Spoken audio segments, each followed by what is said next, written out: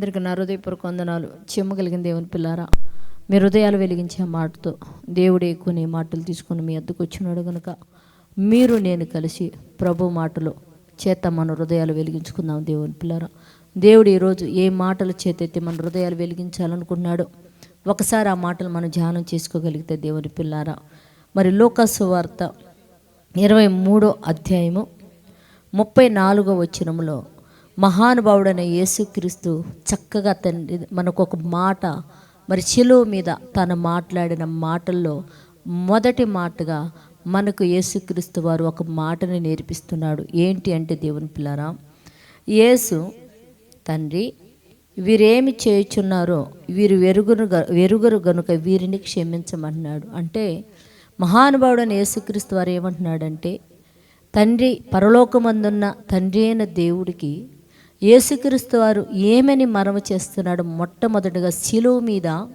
ఆయనను సిలువేసినప్పుడు ఆయన మొట్టమొదటిగా మాట్లాడుతున్న మాట ఏంటంటే, తండ్రి వీరివేం చేయుచున్నారో వీరికి తెలియదు కనుక వీరిని క్షమించమంటున్నాడు. దేవుని పిల్లారు అంటే యేసుక్రీస్తు వారికి క్షమించే గుణము కలిగి ఉన్నవాడు. అందుకనే మత్తయి సువార్తలో కూడా 4:19-20లో ఏం మాట్లాడతాడంటే, తన శిష్యులను అంటాడు, నన్ను వెంబడించండి అన్నాడు. అంటే శిష్యులను తను వెంబడించమన్నాడంటే, మరి తన శిష్యులు తనను వెంబడిస్తున్నారంటే ఆ వెంబడించమన్న మనిషి అంటే యేసుక్రీస్తు వారు ఏం చెప్తున్నాడంటే, అతన్ని శిలువ మీద హింసించి బాధ పెడుతున్నప్పటికీ, తండ్రి ఈ ప్రజలు, భూమి మీద ఉన్న ప్రజలు ఏమి చేయుచున్నారో వారికి తెలియదు కనుక వారిని క్షమించమని ఈ మాట ఆయన మాట్లాడుతున్నప్పుడు దేవుని పిల్లారా, ఆయన 12 మంది శిష్యులు కూడా ఈ మాట వింటున్నారు. ఆయన్ని వెంబడించిన వారందరూ కూడా ఈ మాట వింటున్నారు. అంటే దేవుని నమ్ముకొని క్రీస్తుని వెంబడిస్తున్న మనము కూడా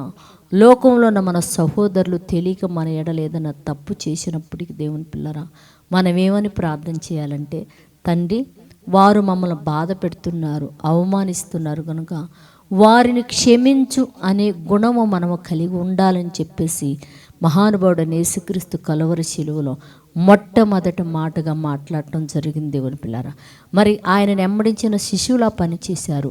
ఆయనను వెంబడిస్తున్నామని చెప్పుకున్న మనందరం కూడా ఈ పని యేసుక్రీస్తుని వెంబడిస్తున్న మనము కూడా లోకంలో ఉన్నవారు మన మీద దాడులు ఇబ్బందులు పెట్టినప్పుడు వారిని క్షమించమని ప్రార్థన చేసే గుణం భూమి మీద ఉన్న మనందరం కలిగి ఉండాలని ప్రార్థన చేద్దాం. దేవుని పిల్లారా, పరిశుద్ధుడా, చేయగలిగిన మా పరలోకపు తండ్రి, నాయనా నీ కృప కలిగిన నామని వందనాలు తండ్రి. మా ప్రభు, మా రక్షకుడు యేసయ్య చెప్తున్నాడు, అయ్యా ఇదిగో ఆయనను కలువరి శిలువలో హింసించినప్పుడు తండ్రి వీరు ఏం చేయుచున్నారు వీరికి తెలియదు కనుక వీరిని క్షమించండి అని చెప్పాడు.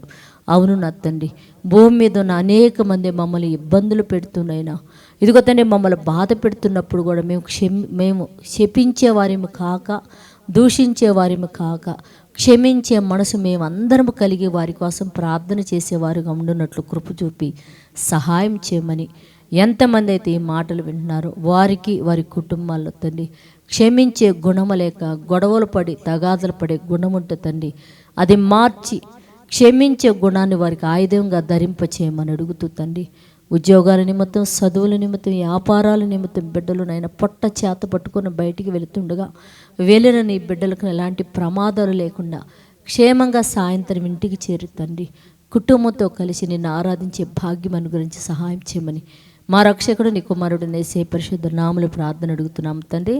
ఆమేన్. మీ అందరికీ నా హృదయపూర్వక వందనములు.